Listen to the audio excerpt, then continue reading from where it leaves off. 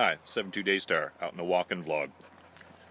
I was recalling today Jack Nicholson's line in A Few Good Men, the truth, you can't handle the truth. I think as a general rule, humans do badly handling truth. You know, it's easy when it's someone else doing it. If you're arguing with a Christian and they're arguing for the infallibility of the Bible, and you know about the 1 John 5:7, the comma Johanneum, I think, and you know that that's a pretty obvious interpolation, and they just are not going to accept it. Or when people sort of fudge over things, and they know that there's a weaker presentation. And I'm thinking of the 9/11 truthers out there, that they know there's a weaker interpolation, or there's a weaker interpretation of the information than they're presenting, but they choose to present it in its strongest form. Why? Because I think they're in their minds, at some level of consciousness, serving a greater truth. That is, and I suspect it's all about reaffirming a worldview that they possess. And I know I'm not immune, because recently a dog throwing up in the background, that's rich. Oh, screw it. Truth that, born that way, the slogan became popularized a few years ago and still gets bantered around, and a Christian on the internet was taking some pokes at that, and they looked at some of the scientific literature. They looked at an article that looked at the scientific literature, or claimed to, but I agree. They point out that it's not simply a matter of genes. It's not like they're genetically determined, or even determined by the intrauterine environment, by the hormones that they're exposed to while they're developing in the womb. Because if you look at monozygotic twins, you get around 54% of twin agreement on sexuality. So that obviously leaves 40-some% for other factors.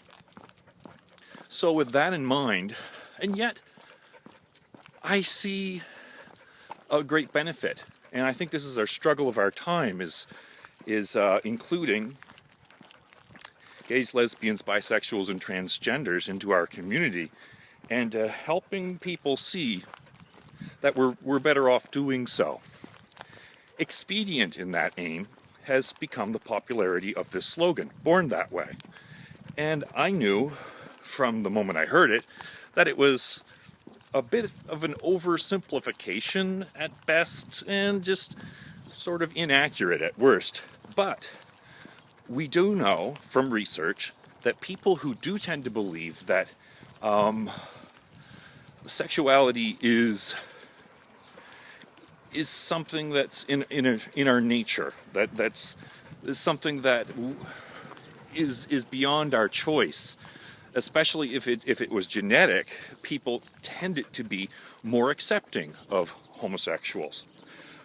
In contrast, people who saw it just as a choice tended to be less tolerant of homosexuals. So it seemed that this slogan could be useful, and in part, I think that explains why it became so popular.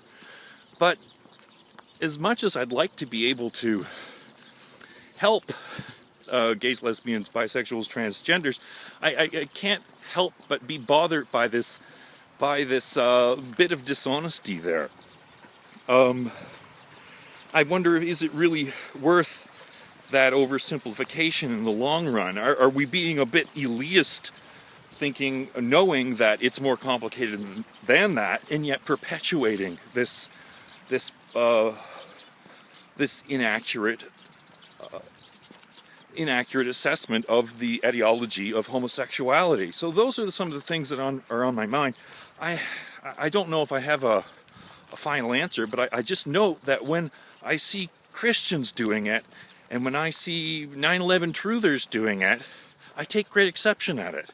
So I wonder, in the end, if we might not be better served by being a bit more honest. Anyways, those are my thoughts. You're free to share yours below. 72daystar out.